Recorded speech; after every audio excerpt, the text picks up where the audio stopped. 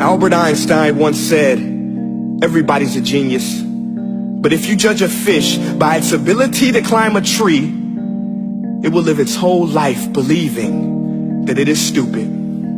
Ladies and gentlemen of the jury, today on trial we have modern day schooling. Glad you could come. Not only does he make fish climb trees, but also makes them climb down and do a 10-mile run. Tell me, school, are you proud of the things you've done? Turning millions of people into robots, do you find that fun? Do you realize how many kids relate to that fish swimming upstream in class, never finding their gifts, thinking they are stupid, believing they are useless? Well, the time has come, no more excuses. I call school to the stand and accuse him of killing creativity, individuality, and being intellectually abusive. He's an ancient institution that has outlived his usage. So, Your Honor, this concludes my opening statement, and if I may present the evidence of my case, I will prove it. Proceed. Exhibit A. Here's a modern day phone. Recognize it? Here's a phone from 150 years ago.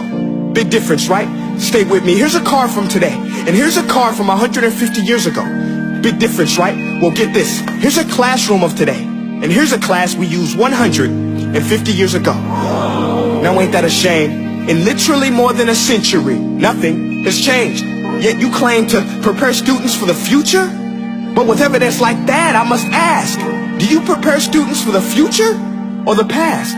I did a background check on you and let the record show that you were made to train people to work in factories, which explains why you put students in straight rows, nice and neat, tell them sit still, raise your hand if you want to speak, give them a short break to eat, and for 8 hours a day tell them what to think. Oh, and make them compete to get an A letter which determines product quality, hence grade A of meat. I get it. Back then, times were different. We all have a past. I myself am no Gandhi. But today, we don't need to make robot zombies. The world has progressed. And now we need people who think creatively, innovatively, critically, independently, with the ability to connect. See, every scientist will tell you that no two brains are the same. And every parent with 2 or more children will confirm that claim. So please explain why you treat students like cookie cutter frames or snapback hats, giving them this one-size-fits-all crap. Watch your language. Sorry, Your Honor, but if a doctor prescribed the exact same medicine to all of his patients, the results will be tragic. So many people will get sick, yet when it comes to school, this is exactly what happens. This educational malpractice, where one teacher stands in front of 20 kids, each one having different strengths, different needs, different gifts, different dreams, and you teach the same thing the same way? That's horrific. Ladies and gentlemen, the defendant should not be acquitted. This may be one of the worst criminal offenses ever to be committed. And let's mention the way you treat your employees. Objection. Overruled. I want to hear this. It's a shame. I mean, teachers have the most important job on the planet, yet they're underpaid? No wonder so many students are short-changed. Let's be honest. Teachers should earn just as much as doctors, because a doctor can do heart surgery and save the life of a kid. But a great teacher can reach the heart of that kid and allow him to truly live. See, teachers are heroes that often get blamed, but they're not the problem. They work in a system without many options or rights. Curriculums are created by policymakers, most of which have never taught a day in their life. Just obsessed with standardized tests. They think bubbling in a multiple choice question will determine success. That's outlandish.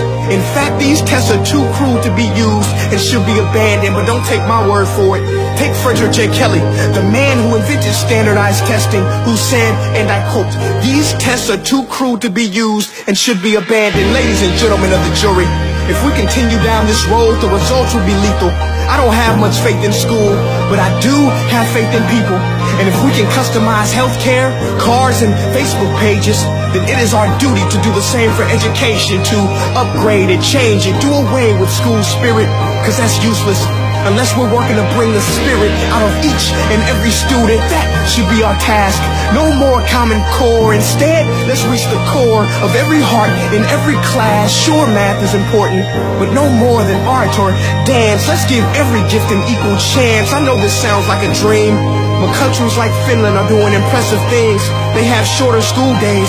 Teachers make a decent wage. Homework is non-existent, and they focus on collaboration instead of competition. But here's the kicker, boys and girls. Their educational system outperforms every other country in the world. Other places like Singapore are succeeding rapidly. Schools like Montessori, programs like Khan Academy. There is no single solution, but let's get moving. Because while students may be 20% of our population, they are 100% of our future.